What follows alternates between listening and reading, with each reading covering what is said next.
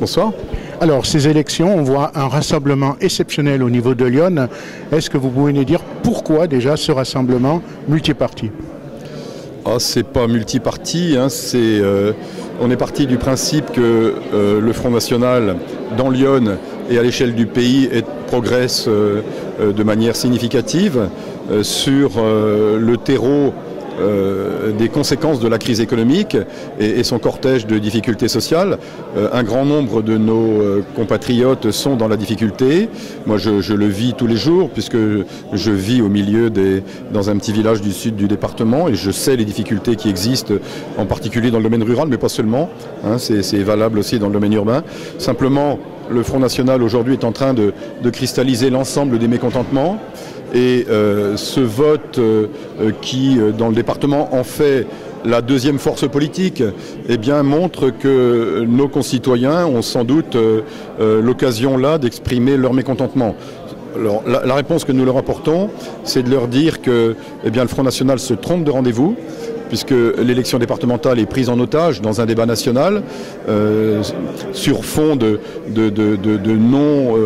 non-résultats, ou en tout cas de résultats qui se font attendre par rapport à une politique gouvernementale qui est engagée et qui aujourd'hui ne porte pas de fruits, ce qui offre justement ce mécontentement, qui s'inscrit d'ailleurs mécontentement dans la continuité de plusieurs gouvernements, soyons objectifs. Et je pense qu'il y a là sans doute un intérêt particulier à porter à ces cris de désespoir souvent. Hein, il y a beaucoup de familles où la fin du mois intervient dès le 15 du mois et ça c'est un vrai sujet de préoccupation. Donc il faut absolument prendre en considération ce phénomène hein, qui risque de toute façon de grandir et d'entraîner la démocratie vers des destins qu'on ne maîtrise pas aujourd'hui. Donc voilà, aujourd'hui nous voulons réaffirmer notre attachement au niveau départemental, hein, à la gestion du département et profiter de cette occasion pour contester la manière dont les arguments mis en avant par les candidats du Front National leur servent à meuter ou à développer de l'émotion dans l'opinion publique. Alors il suffit vous savez, dans l'opinion publique de lancer quelques contre-vérités pour que celles-ci soient reprises comme... Là, vous prenez exemple sur ce qui a été dévoilé par Le Point. L'histoire des retraites, par exemple. L'histoire des retraites, c'est un non-sujet, puisque de très nombreux départements ont institué un dispositif comme celui-là avant 1992. 92, ça a été l'année où une loi a été votée instituant le statut de l'élu, avec les avantages qui découlent du statut, c'est-à-dire une retraite calculée à travers une grille qui s'appelle l'IRCANTEC. Donc les conseillers généraux qui ont été élus avant 92 bénéficient d'un dispositif dans Lyon et en France qui leur permet de voir un abondement de la collectivité dans le cadre du budget annuel. Et ça veut dire que depuis 92, il n'y a plus aucun conseiller général qui entre dans le dispositif.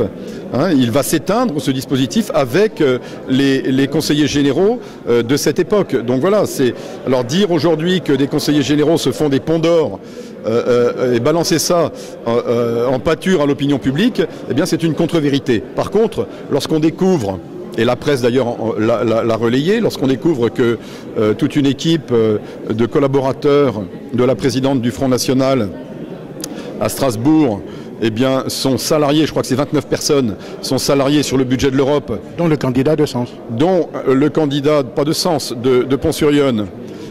Alors qu'il est en train de faire campagne dans le département et qu'il continue d'être salarié par les fonds européens. Et il y a là un véritable scandale financier qui est évalué d'ailleurs, je le répète, nous le lisons dans la presse, à hauteur de 7,5 millions d'euros. Vous voyez, c'est vous dire que les vertus dont veulent se caper le Front National, en tout cas les cadres du Front National, ce ne sont pas les électeurs qui sont en cause, hein, je le répète, eh bien nous montrent que ces vertus sont vite battues en brèche. Voilà, donc c'est ce que nous voulons dénoncer et le sens de la réunion d'aujourd'hui, c'est précisément dans un département comme Lyon, où dans 19 cantons sur 21, nous avons dans le cadre d'un deuxième tour la présence de candidats du Front National. Et non pas en triangulaire, on précise bien, c'est bien en duo. Au total, y compris triangulaire. Hein. Au total, c'est 13 duels entre des candidats de droite et le Front National, et 3 duels entre des candidats de gauche et le Front National, plus 3 triangulaires et un duel gauche-droite et un élu du premier tour. Donc si vous faites le compte de tout ce que je viens de vous dire, c'est 21 situations, 21 cantons qui sont ainsi définis. Donc en résumé, c'est dans 19 cantons que sont présents à l'issue du premier tour, eh bien, les équipes du Front National. Donc le propos d'aujourd'hui, eh bien, c'est de former ce Front républicain